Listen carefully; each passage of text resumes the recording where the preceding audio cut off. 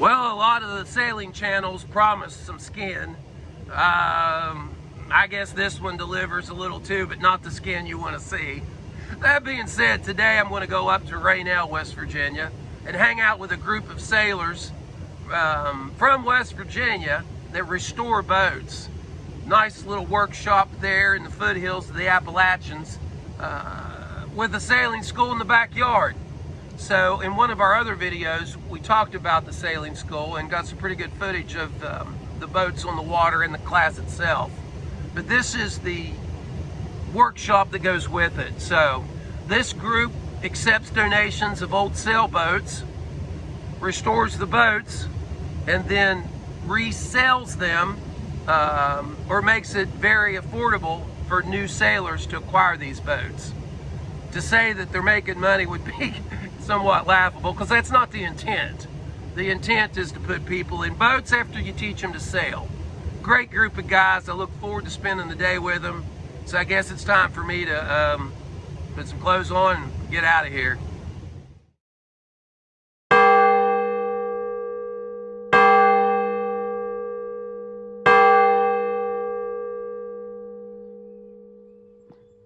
You know, it's bad when you can't find your car when you park it at a Walmart or a large department store. What's even worse is when you can't find it in your own yard. Okay, found the van. Load it up and we'll get out of here. So we're headed through Charleston at the moment. We've only got probably about an hour and a half left to get to Raynell. So it's not that bad of a drive. It's actually quite beautiful. So we get to a couple interesting spots. I'll swing the camera around and let you take a look. Off in the distance, you'll see our Golden Dome, state capital of West Virginia, Charleston. So, but that's not what we're here for. We are on our way again to Raynell, near Summersville Lake, where a lot of these inland sailors sail, to their boat shop, boat repair place, and check out some boats. So, as we're traveling up the Kanawha River, we'll come to the confluence of the Ollie and the Kanawha. At that point, the Kanawha becomes the new river. And for any whitewater enthusiast, the Ollie rivers and the new rivers are simply amazing through West Virginia for whitewater, for kayaking specifically. I've got buddies that have sailed the Kanawha River. I like the Ohio a little better because it's wider. I think the wind's not as encumbered by the hills around it as well. But one point that's interesting to note here is the falls. And you see the old hydroelectric dam to the left of the screen here. But this is right before the Ollie runs into the Kanawha. A really pretty set of waterfalls. As we pass the hydroelectric station here, it's kind of neat to see the way they route the water through for power. And then the old Glen Ferris Inn, really neat. Still open today. Go in and have a nice dinner or even get a room. Above the falls is a pretty large pool, and then around the bend of the pool here, you'll see where the Ollie runs in to the Kanawha. Above that point again is the beginning, well actually the end, I'm sorry, of the new river, beginning of the Kanawha. Now you'll note the valley here to the left, that's the Ollie River. It runs into the Kanawha at this point. And notice the islands out in the river, if you can see them here through the trees, where there's camps actually in use on these little rock islands out in the middle of the river. I think we'll get a better shot of it as we come around across the bridge here. And this is the bridge over the Ollie, and this is where the two rivers meet. So you see the camps over there where the three crosses are. This would be the actual end of the new river. And notice how you start to see rapids above the falls there, above the pool. And we're starting to go up. I think I'll take one quick moment, pull in and show you the falls here. It's beautiful. It pulls in a lot of tourists. Actually, throughout the year, there's not specifically a tourist season, I guess, but we'll pull in here and let you take a look at the falls. They seem to be running pretty good today. If we get a heavy rain, they're even prettier. So there's the falls. And that was Cathedral Falls. So as I mentioned earlier, we are climbing up and up and up and up. And when we reach the summit, that's referred to as Hawk's Nest. Okay, we're coming into Hawk's Nest State Park. And again, this isn't a tourism video for West Virginia. This is a sailing video, believe it or not. But I just thought I'd show you some of the route, some of the scenery. There's more detailed scenery of the river and the overlooks here in one of our other videos. So if you want to check that out, I'd appreciate it. So it's really neat how the topography changes on these higher elevation parts of West Virginia. You don't see the hills. You're up high enough to where you get really good wind up here too. So up here on the right, on the left is the shop. And it looks like they've already started pulling boats out and working. So we'll find a place to park here that's not in the way and check it out.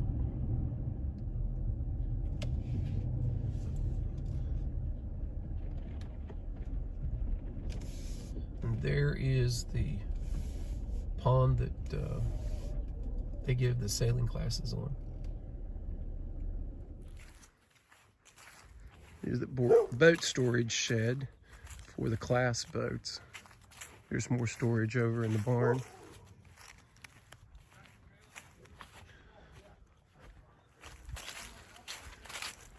And there's their boat workshop. Pretty cool. Yeah, Jeff, just in here, not in there. I finally made it. I've been delivering sweatshirts or hoodies.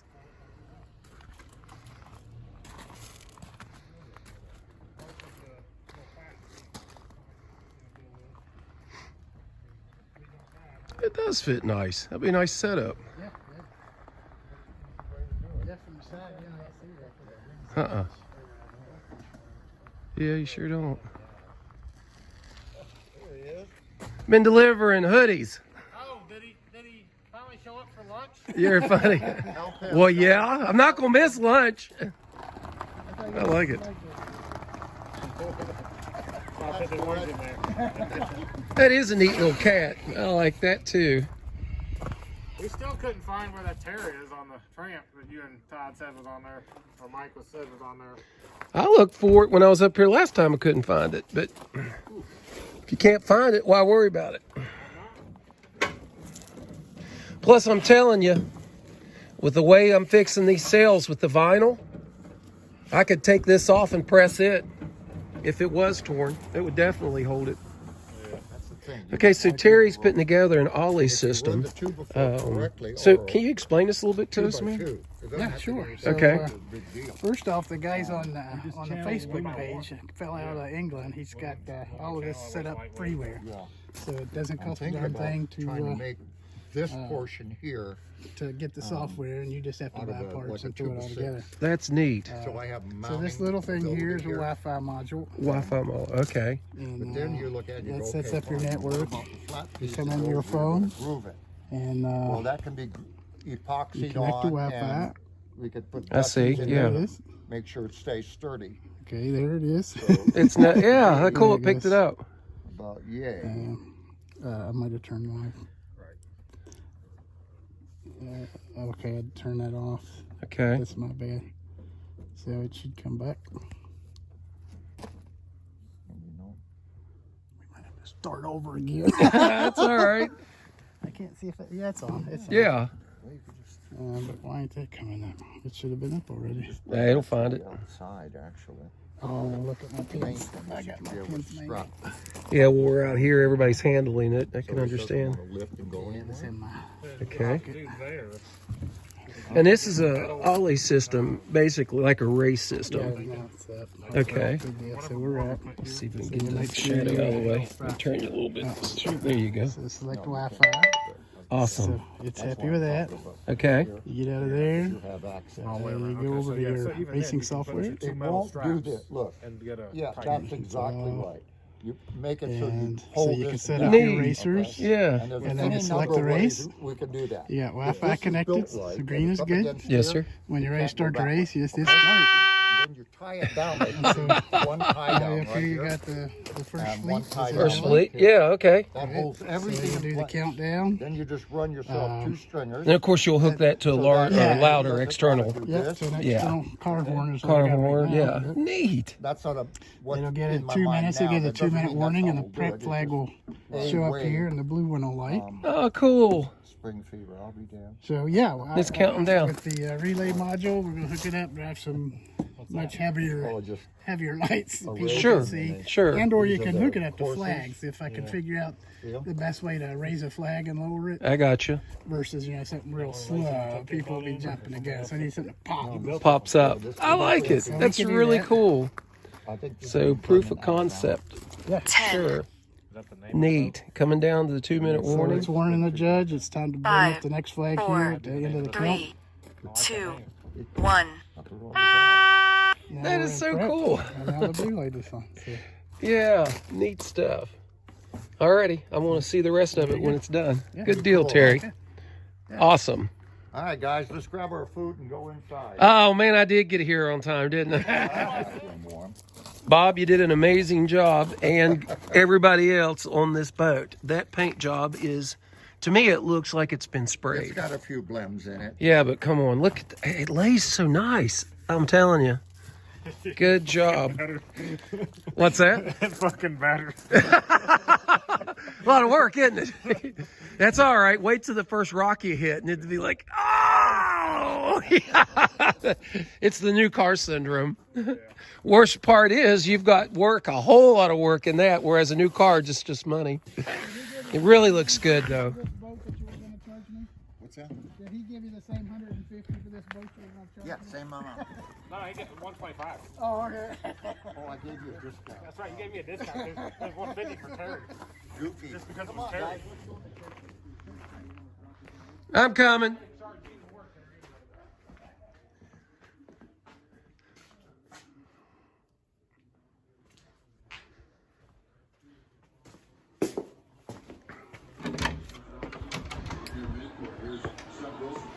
Wow, they've got a boat in here. So this is their workshop. I have seen some really nice looking paint jobs come out of here. Of course, nothing sprayed. It's all rolled and tipped, which is an art in and of itself. It's a beautiful setting. I love, you look out the garage door here and you're overlooking the pond where they do the sailing classes and of course the boat storage areas.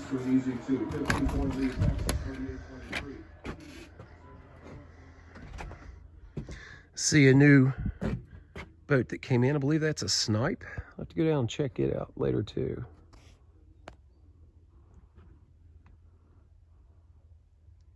Doesn't have to be fancy.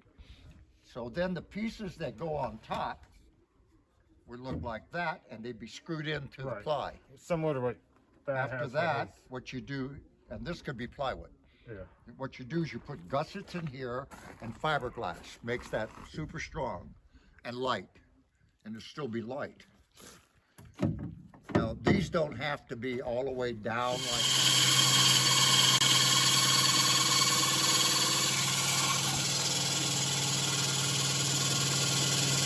Now, if you come across them at an angle, that might cut a big enough spot for you.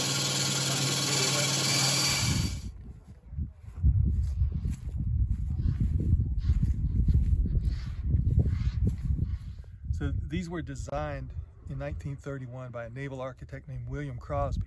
Yes, sir. And They were kit boats. I think initially he made them available to places like Popular Mechanics, so you could just, you know, like if you are a subscriber, you'd have the kit, or maybe you'd buy the kit through the magazine or something. Understood. People love these boats, and they built them. They were almost all built out of wood early on, and then in 1958, from 1958 on, they're all fiberglass, and I think they changed the class rules, so they had to be. Yes, sir. And so the people who were making them now were manufacturers, not you know, average boat, you know, boats at home. So these early ones that were made of wood, or wood and fiberglass, there was a time where there were manufacturers who were building the kits, and they were still making them out of wood, but they were using the fiberglass for the hulls. Neat. I'm thinking this Okay. is from that period, somewhere in the early to mid 50s. So it'll help you date it. That makes Yeah, sense. but there's no hull number. I don't have any clue. Well, more indication it was built in somebody's backyard, more than likely. Yeah. Well, note. Except for those nail heads. Yeah, Those- the nail look at the heads. nail heads. I can find one here and get it focused in. They've got little anchors Yeah. in them. Yeah, you were pointing that out. That is so cool. Attention to detail. I mean, there's nothing better. Yeah, it makes you almost want to dig all of them out so you can see them. That's a lot of work, Once it's though. all cleaned out, I mean, they're just recessed slightly. Yes, So sir. once the top of this is taken off and sanded down just a little bit, they're probably going to be almost flush. Right. So I'm thinking just a little bit of, just like a drop of fiberglass on top. There you go. They'll still Seal it. Yeah. Still see it. Like it. But I think we'll probably put 2-ounce cloth over this whole thing, Okay. and rather than just varnish. 'Cause Right. That's what it was originally, is just varnish. Right. That obviously, that'll take care of it for years, but the fiberglass will really seal it nice and Yeah, it would. Give it a little more integrity, although it seems solid as can be. solid. There's no solid. No, there's not. Found. Neat. And that's because somebody kept it in a barn. Yeah, it makes a big difference. Yeah, I think the heat and cold hadn't gotten to it so bad, the finish wouldn't be too bad. I see. But it was in a barn Yes, sir. in Grayson, Kentucky. Oh, wow. Okay. And the guy didn't know really what it was. He took it in trade for some furniture or something like that. And so anyway, it just sat in the heat and cold inside the barn though, so it was protected against weather. Yes, sir. But you know, it did Still got the sustain some varnish. damage. Yeah. It's not from wear, it's from neglect.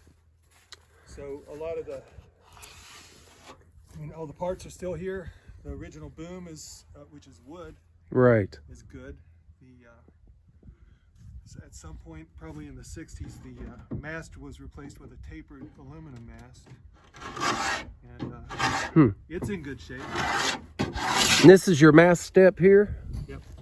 Oh, okay. It drops in there, and then there's a little notch that it fits in the bottom. Gotcha. And that's the mast there behind you. Well, it is a solid little boat now. But Oh, one nice okay. thing about it is that the outer shell of the hull is fiberglass, so that can take a lot of abuse. Once Right. It stays smooth and everything for racing. It's a nice smooth hull. Sure is. Well, it'd be gorgeous when that wood's finished, though. Yeah, it will be. I mean, really, it's already looking so much better than it did just an hour ago. But I've just been taking this surface. Yeah, checking. Yeah. Well, it's crazy that it did that. But somebody who owned this boat before this guy got it, who gave it to Cave Run, who passed it on to me. Okay. The guy had raced, because they're racing sails. He has heavy weather and light weather sails. Oh, So okay. it came with all of that too. Oh, neat. See, I'm taking this off. See how this looks now? Yes, How sir. it looks a little more like wood grain. Yeah, So taking I'm a lot of just it. taking. See, I can just take that. Oh, yeah. It's not. It takes careful work, so you don't damage the. Yeah, dig into the wood. Sure.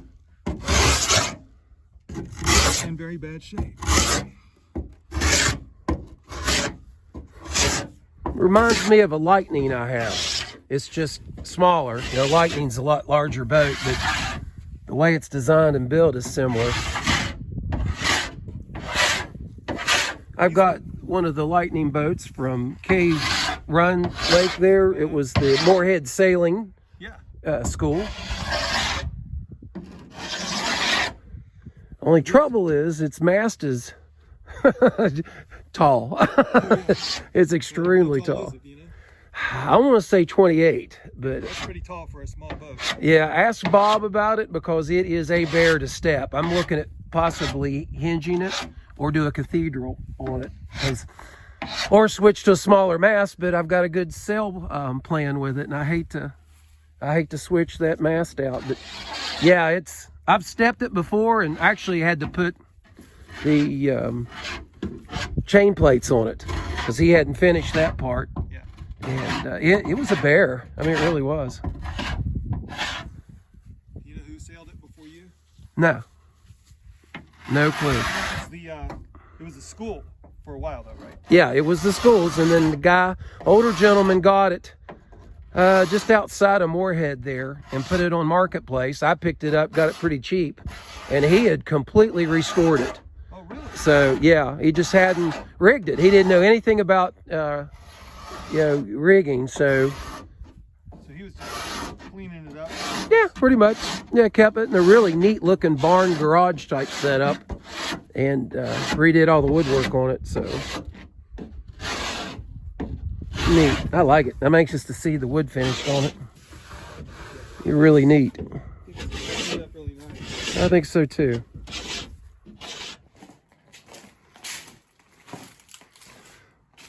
Not going to uncover it because he has meticulously covered it in storage here, but another boat he's recently finished.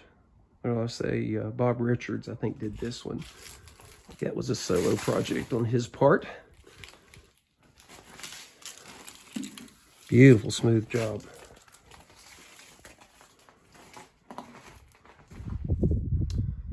So earlier I mentioned the boats for the sailing school. Here's a few of those. He's got more stored over in the big barn on the back side of the pond. And again, I mentioned in one of the other videos, the cool thing about the pond is that at its deepest, it's 8 feet. So it takes a lot of the intimidation away from people who are learning to sail. We do make them tip the boat and ride it properly.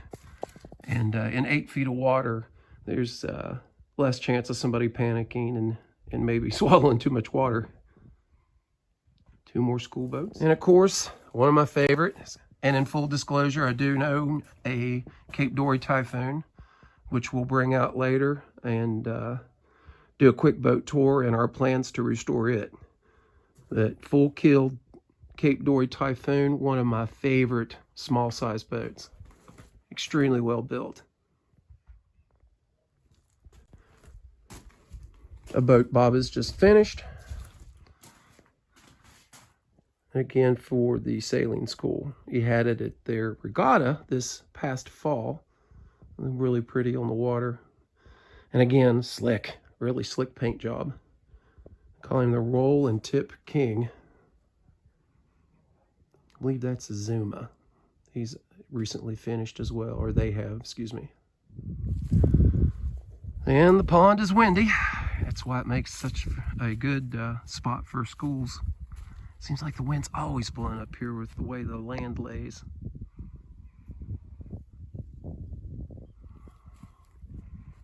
Alrighty, I'm gonna go back up and catch up with the guys and see what they're doing in the shop.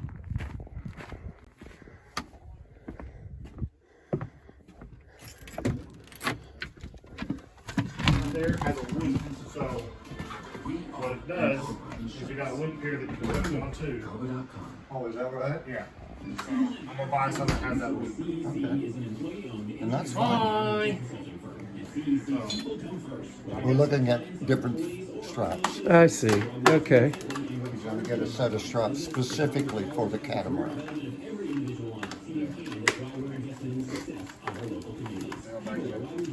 Filming my, struggle. Well, of course, Nice repackaging. every struggle makes a good story. Packaging job. Yeah, he must be returning that. Yeah, this works good. Good deal. No, For the motorcycles, I have straps cut certain lengths so that they're tied down properly. Yeah, and I marked the strap. Exactly. Because it's like, where's this go? Come on, you're good. Keep coming. Straight back.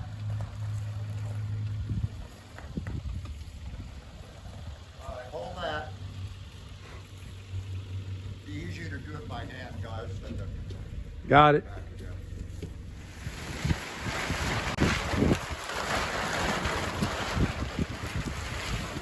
What's your color? The bow there? Yeah. That's got it. That's good.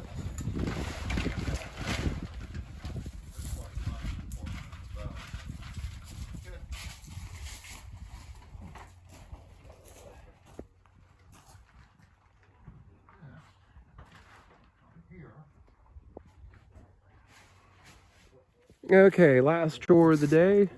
We reset the boat crane and put it back on the tracks. I think they've got a couple projects coming up that's going to require them to lift a boat, maybe a boat off a trailer. Okay, well, it wasn't too sexy and exciting, but just give you a little glimpse in the day in the life of some West Virginia sailors and their boat toys. So again, I want to thank all the guys for letting me come up and film. And I really appreciate Bob Richards for all of the volunteer work he does for the school and to teach people how to work on their boats and to sail.